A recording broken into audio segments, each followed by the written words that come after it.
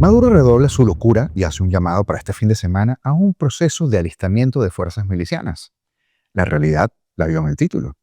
Porque si llegara a darse lo que la agencia Reuters anunció de la llegada de un escuadrón anfibio a las costas venezolanas, su plan de contingencia es usar a los viejitos alienados como escudos humanos. Y ya les cuento. Director de la DEA acusa a Nicolás Maduro de colaborar con el ELN para enviar drogas a los Estados Unidos. Pero por lo que sea, Petro no los nombra como organización terrorista, como sí acaba de hacer con la FARC y el Clan del Golfo. Por lo que sea, ¿verdad?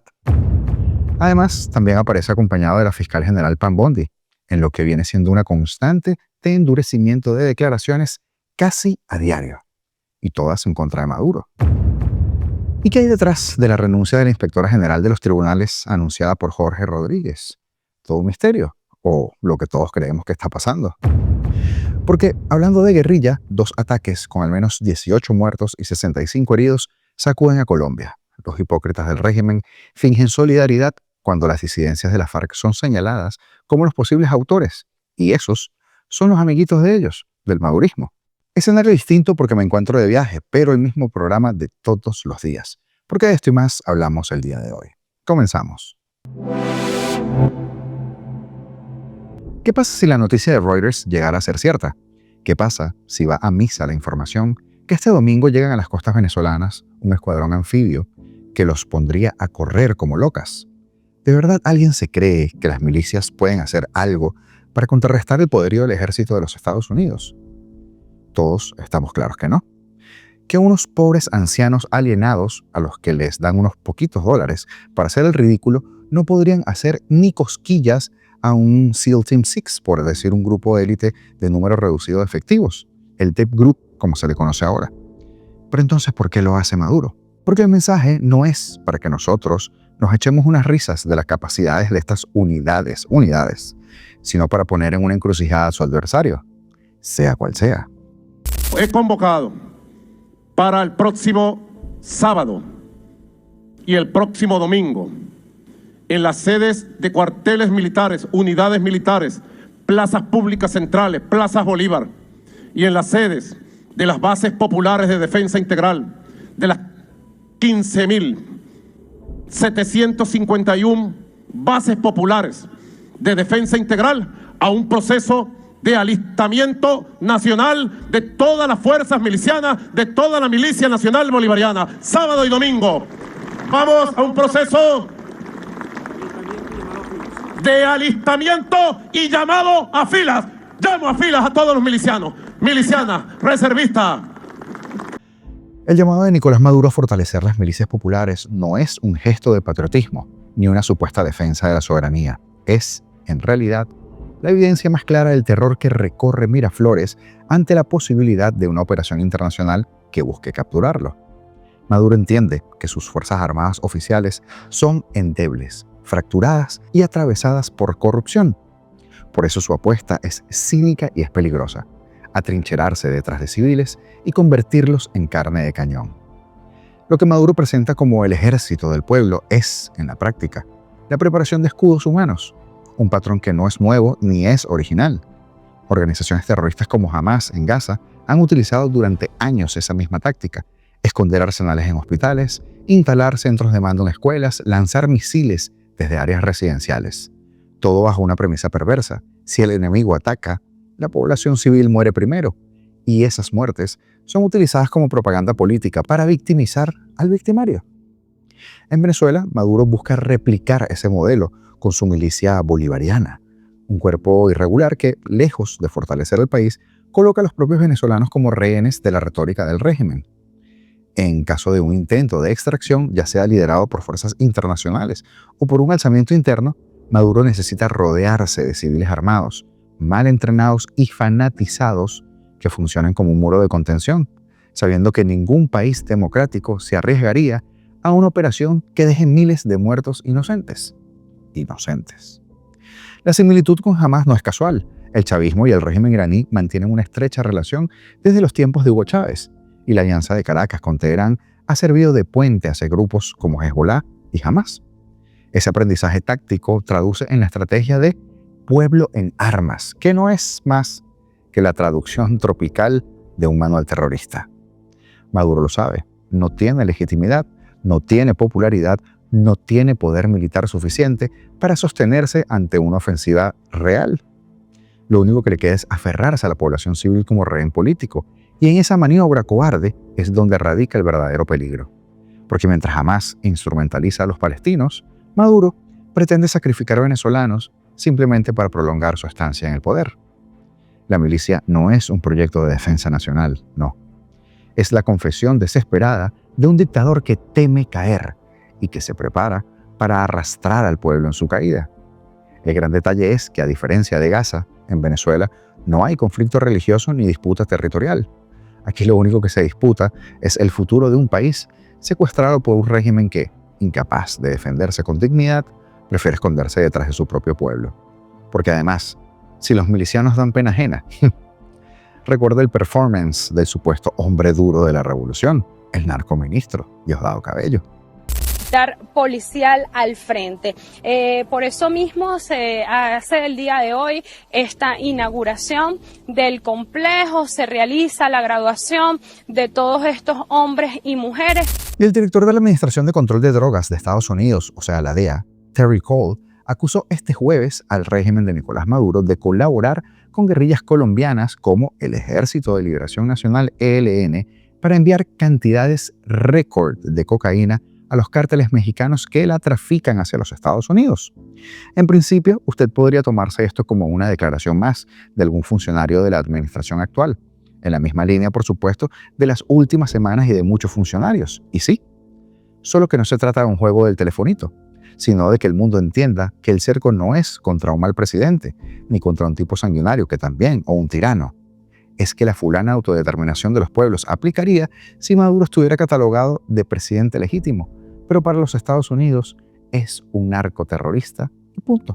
Venezuela se ha convertido en un estado narcoterrorista que sigue colaborando con las FARC, sigue colaborando con el ELN de Colombia para enviar cantidades récord de cocaína desde Venezuela, desde Colombia, hacia los cárteles mexicanos que continúan ingresando a Estados Unidos en cantidades sin precedentes. Este año hemos incautado más cocaína que en años anteriores. La cantidad de metanfetamina que ingresa a este país continúa aumentando y aún vemos cantidades récord de fentanilo ingresando a nuestro país. Pero la corrupción venezolana, la dictadura venezolana, él es un narcoterrorista. Siguen enviando este veneno a los Estados Unidos, matando a cientos de miles de estadounidenses, sin mencionar a los miembros de la TDA que envían a nuestro país para destruir las hermosas calles de los Estados Unidos. Las acusaciones de Cole contra Nicolás Maduro se producen después de que la portavoz de la Casa Blanca, como usted recordará, Karoline Leavitt, asegurara este martes que Washington está preparado para usar todo su poder para frenar el flujo de drogas hacia este país. En medio, por supuesto, de la polémica por el despliegue de estos 3 buques, ya 6, con 4.000 soldados en las aguas del Caribe muy, pero muy cerca de Venezuela. Maduro, por su parte, ha asegurado que las amenazas de Estados Unidos revelan su falta de credibilidad y ponen en riesgo la paz y también la estabilidad de toda la región. Los gobiernos de Cuba, Bolivia, Nicaragua y Colombia han condenado la presencia de los navíos de guerra estadounidenses en el Caribe, como era de esperarse, y el guerrillero, el presidente de Colombia, Gustavo Petro, llegó a asegurar que una invasión de Estados Unidos a Venezuela convertiría a ese país en otra Siria y arrastraría a Colombia hacia otro conflicto. Y hay mucho cobarde escondido y disfrazado que no es capaz de darme o decirme las cosas en la cara, decía el dictador Maduro la noche del lunes, en medio de tensiones internas por ese traslado de tropas estadounidenses al Caribe para hacer frente a su cártel de los soles. Estados Unidos dice que este cártel, por supuesto, es comandado por Maduro y sus militares, y que llenan de droga a esta nación. Y todo esto sucede en un intento de socavar las lealtades chavistas. Esa es la lectura. Por eso el mensaje de Maduro no era genérico. Era para alguien con la posibilidad real de decirle las cosas en la cara como él demanda. Yo les dije quién era el primer acusado de esto, pero es que en las horas siguientes surgían rumores de interrogatorios en el poder ante sospechas de conspiraciones. La opacidad en la información, el miedo y el silencio están a la orden del día en Venezuela. Y ningún funcionario se atreve a hablar, ni siquiera extraoficialmente, de los ruidos dentro del chavismo que se toman muy en serio las amenazas del imperio. Mientras que el miércoles la Asamblea Nacional Chavista convocó una sesión extraordinaria para hablar, entre otras cosas, del apoyo de Maduro y el rechazo a los movimientos militares de los Estados Unidos en el Caribe, siguen sucediendo cosas a lo interno del régimen. También se allanó la inmunidad al diputado chavista por el Estado Mérida, Julio César Torres Molina, a quien se le habría detenido supuestamente en flagrancia con 20 kilos de cocaína, según el dueño de la cocaína, Diosdado Cabello. Pero en medio de los gritos y las consignas de apoyo a la Revolución Bonita, en la que desde el podio se tomaba nota de cada una de las intervenciones, era el payaso mayor del ilegal circo del Parlamento, Jorge Rodríguez, quien pidió un inciso para leer una carta. Era la denuncia de Gladys Requena, inspectora general de tribunales. Requena había sido ministra de Mujer y en su carta manifestó su decisión irrevocable de renunciar. Sin embargo, el reportero Jesús Medina Sáenz indicó: Gladys Requena no renunció, la hicieron renunciar y está siendo investigada por presunta conspiración. Andan con la paranoia a todo lo que da. Requena fue vicepresidenta del Partido Socialista Unido de Venezuela y en 2019 le envió un mensaje al presidente de Estados Unidos: a Trump le damos un mensaje, que saque sus manos de Venezuela. Bueno, ahí tienes, Requena. En octubre de 2018, Diosdado Cabello la juramentó como la segunda vicepresidenta de la Asamblea Nacional Constituyente, más que ilegítima, por supuesto. Y ahora, al día de hoy, es víctima de su propia revolución. Como era de esperarse. Pero antes de continuar, ¿jugamos millonario? Jugamos millonario. De estos tres malvivientes, ¿cuál cree usted que está más preocupado por su vida? Los voy a leer en los comentarios, porque además aprovecho para recordarles a quienes tengan la posibilidad que ese dinerito está allí, esperando por ustedes, por quienes quieran hacerse poseedores de esos Benjamins, que además, libres de impuestos, Y Colombia lamentablemente fue sacudida este jueves por 2 atentados dirigidos contra un helicóptero de la policía y una base aérea que dejaron al menos 18 muertos y pusieron en el punto de mira del gobierno al Estado Mayor Central. La principal disidencia de la FARC es señalada como la posible autora de los ataques. El primer ataque ocurrió en El Chispero, una zona rural de Amalfi, en el departamento de Antioquia, al noreste, donde 12 policías antinarcóticos murieron al ser impactado el helicóptero en el que se transportaban para una operación de erradicación de cultivos ilícitos. Horas después, en Cali, capital del departamento del Valle del Cauca, un camión cargado con explosivos fue detonado en las inmediaciones de la Escuela Militar de la Aviación Marco Fidel Suárez, donde se forman los miembros de la Fuerza Aérea Colombiana, la FAC, dejando al menos 6 personas muertas y 65 heridas, todas civiles que pasaban por el lugar, según el último balance de la alcaldía. Colombia merece vivir en paz. Lo ocurrido hoy en Cali frente a la base aérea Marco Fidel Suárez es un acto cobarde y criminal que rechazamos de manera absoluta, manifestó la vicepresidenta Francia Márquez, promotores estos, del diálogo violento. La explosión dejó además una enorme destrucción en un tramo de la carretera Octava de Cali, una transitada avenida llena de comercios en donde está situada la base contra la cual iba dirigido ese atentado. Las autoridades confirmaron la detención en el lugar de un hombre que al parecer hace parte de la disidencia de la FARC. Petro publicó una fotografía del capturado en Cali, de quien se dijo es alias Sebastián y pertenece a las estructuras del EMC, dirigidas por alias Marlon, subordinado a la Junta del Narcotráfico, un grupo del que supuestamente hacen parte varias organizaciones dedicadas al tráfico de drogas. Petro atribuyó el ataque contra el helicóptero policial al llamado Frente 36 del EMC y tras el atentado en Cali, dijo que declarará a ese grupo entre las organizaciones terroristas junto con la segunda Marquetalia, también disidente de las extintas FARC, y el Clan del Golfo, la principal banda criminal del país. He tomado la decisión. Nuestras investigaciones muestran que el mal llamado Clan del Golfo, la segunda Marquetalia y las disidencias de alias Iván Mordisco, el EMC, son la junta del narcotráfico y deben ser consideradas organizaciones terroristas perseguibles en cualquier lugar del planeta, expresó el guerrillero durante un acto de entrega de tierras en la ciudad de Valledupar. El presidente, muy criticado por el aumento de la violencia en el país, se trasladó por la noche a Cali junto con la cúpula militar y policial y, según versiones de prensa, prepara un decreto para declarar el estado de conmoción interior. una medida de excepción para enfrentar perturbaciones graves del orden público que pongan en riesgo la seguridad del Estado y de la convivencia ciudadana, pero también para volarse unos cuantos derechos civiles.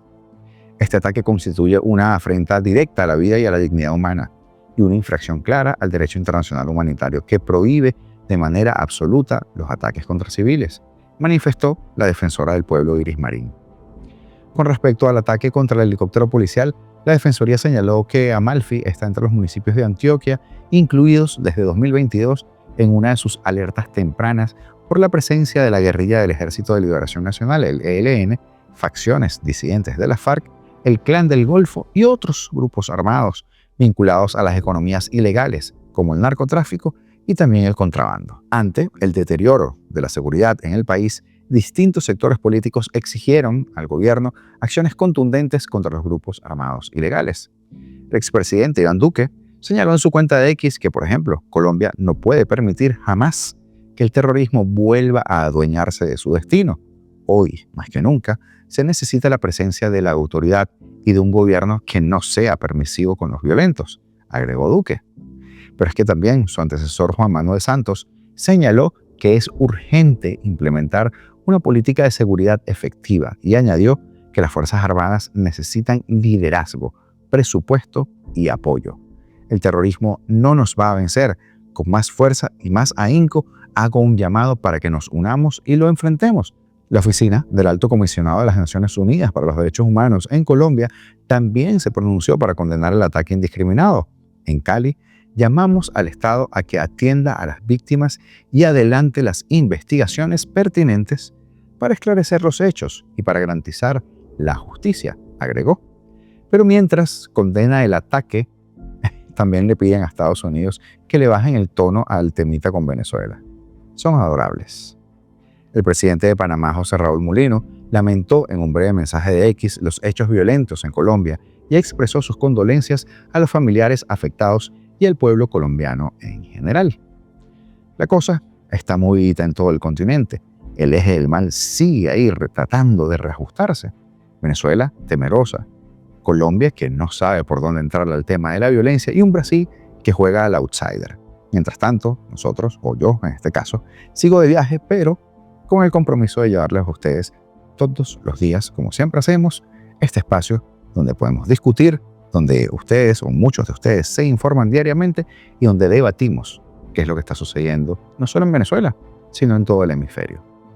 Suscribirte, comentar, darle like a nuestros videos y compartirlo con tus seres queridos, con los que tienes más cerca, es una manera excelente que tienes para ayudarnos a que en esta plataforma podamos seguir creciendo y que juntos hagamos pronto un país mejor. Así que te pido, hazlo en este momento, suscríbete, porque esto es apolítico y si crees que todo está a punto de cambiar, este es tu espacio. Libertad donada, señores, porque seremos libres.